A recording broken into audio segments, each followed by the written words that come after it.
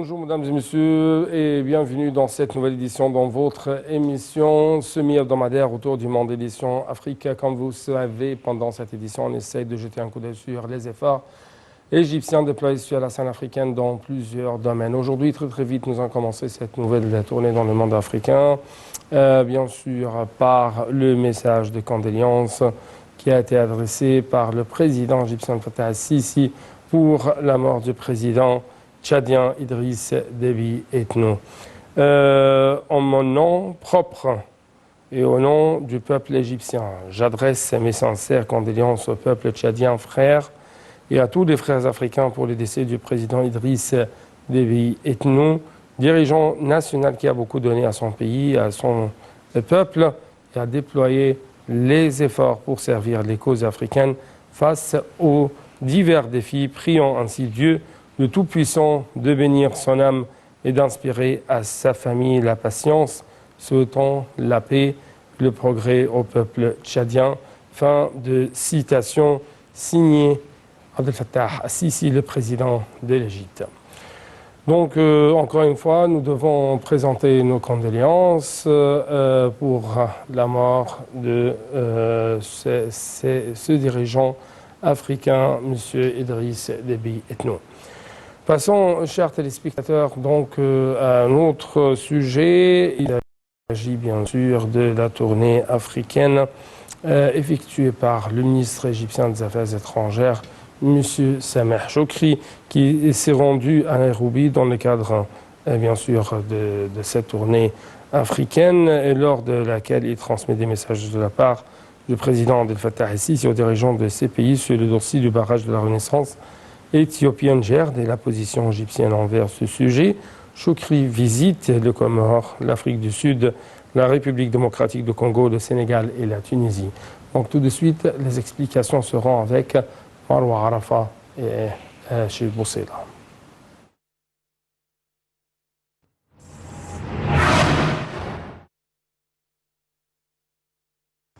Le ministre des Affaires étrangères Sameh Choukri s'est rendu à Nairobi dans le cadre d'une tournée africaine, lors de laquelle il transmet des messages du président Abdel Fattah el-Sisi aux dirigeants de ces pays sur le dossier du barrage de la Renaissance éthiopienne et la position égyptienne envers ce sujet.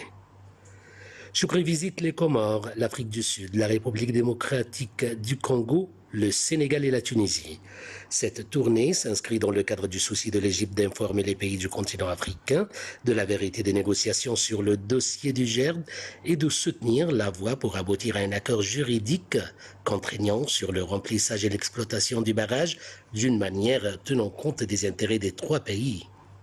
Et ce avant le début du deuxième remplissage et l'adoption de mesures unilatérales, en plus de confirmer les paramètres de la position égyptienne qui appelle à lancer des négociations sérieuses et efficaces menant à l'accord escompté.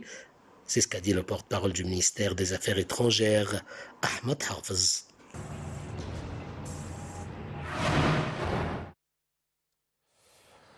Se basant sur des propres compétences, le Nigeria a réussi au fil des années à développer son secteur numérique, mais ses performances paraissent encore insuffisantes pour l'économie numérique. Le pays qui en conscient a décidé donc de puiser dans l'expertise étrangère pour ses objectifs. Les explications tout de suite.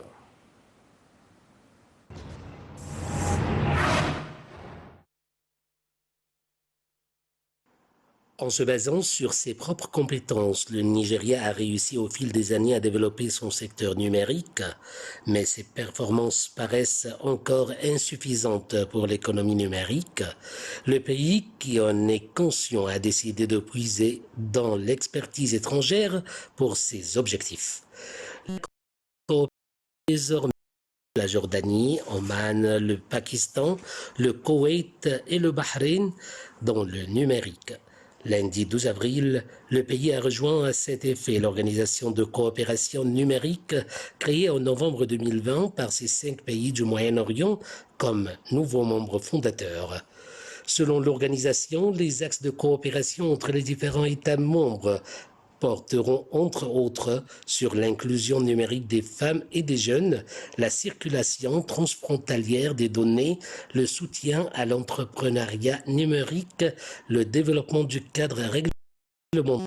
Le Nigeria DCO parce qu'il accorde actuellement une grande importance à la collaboration pour accélérer et réussir sa transformation numérique. En mars 2021, le ministre des Communications et de l'Économie numérique, Ali Issa Pantami, lors de la 18e des régulateurs des télécommunications d'Afrique de l'Ouest, tenue à Abuja, du 10 au 11 mars 2021. Il avait milité pour le partage d'expériences et le soutien mutuel dans la sous-région pour dynamiser la croissance numérique.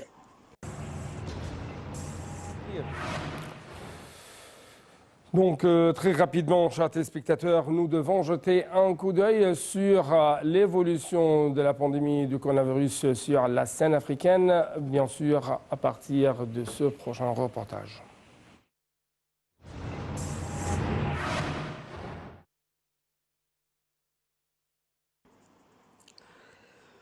Le nombre de cas confirmés de Covid-19 en Afrique a atteint 4 408 245 cas.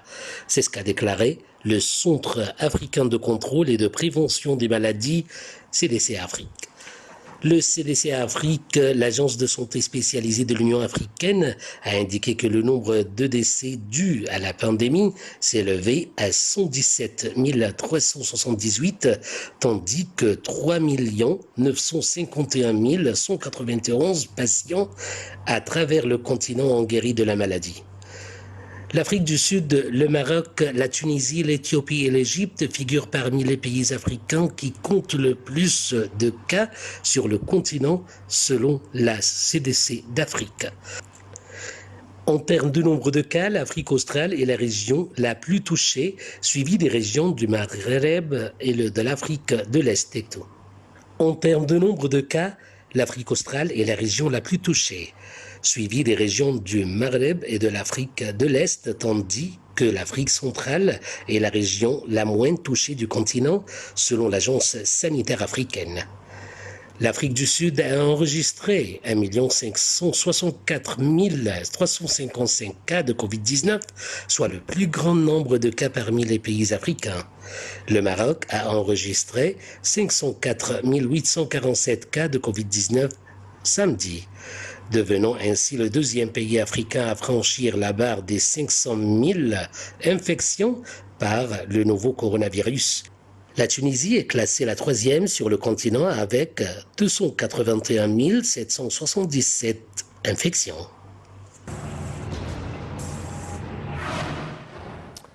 Donc, très rapidement, chers téléspectateurs, nous devons bien sûr jeter plus de lumière sur le message, bien sûr, lancé par le président égyptien Fattah al-Sisi à ses homologues dirigeants africains en ce qui concerne le barrage de la Renaissance, pour donc savoir quelle est la position de l'Égypte en ce qui concerne les négociations, en ce qui concerne ce qu'on appelle le deuxième remplissage qui va être effectué par l'Éthiopie. Comment l'Égypte voit ça?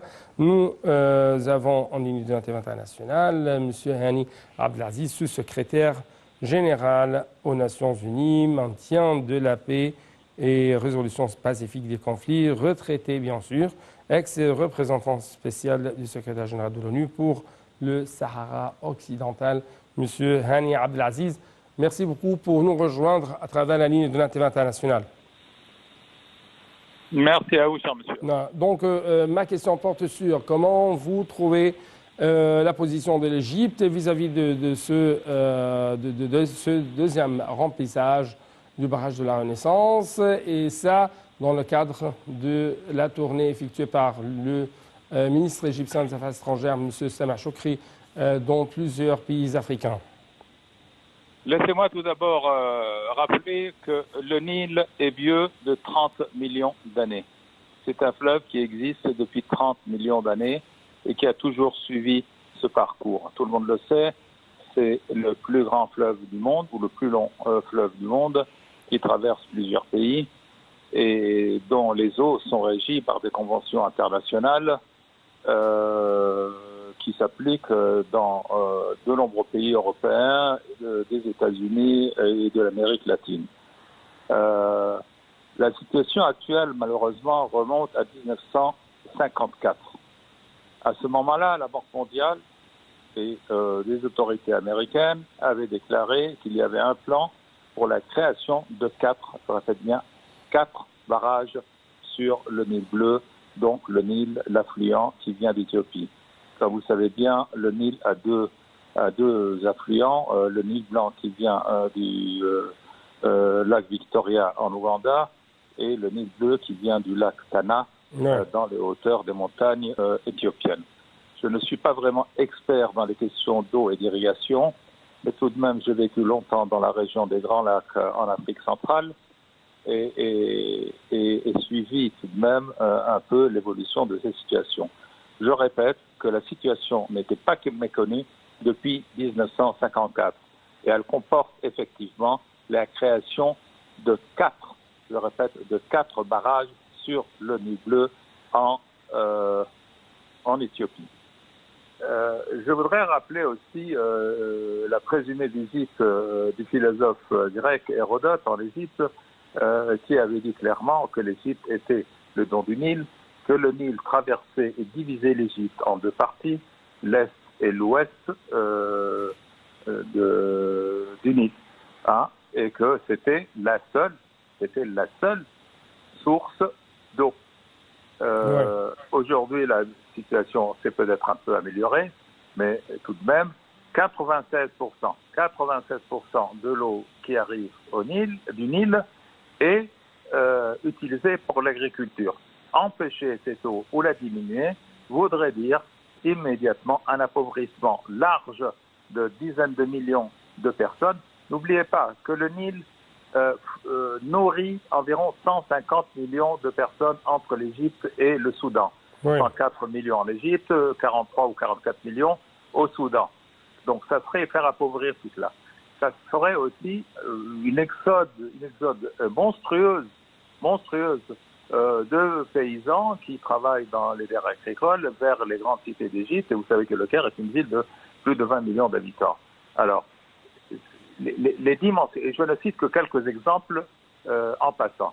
Donc les effets négatifs de cela sont immenses. Il est même probable, on ne peut pas le nier, qu'il y ait une exode due à l'appauvrissement en Égypte vers les côtes méditerranéennes et vers la Méditerranée, une exode incontrôlée, parce que là, ça serait des milliers, sinon des millions de personnes qui veulent survivre. Empêcher l'eau du Nil ou la diminuer, garder le robinet auprès d'un autre État, ne se conçoit pas. Et c'est là la question où nos amis éthiopiens n'arrivent pas à comprendre qu'il faudrait arriver à une réglementation conforme aux conventions internationales qui serait obligatoire, mandatoire, avec un mécanisme de médiation pour pouvoir s'en sortir équitablement.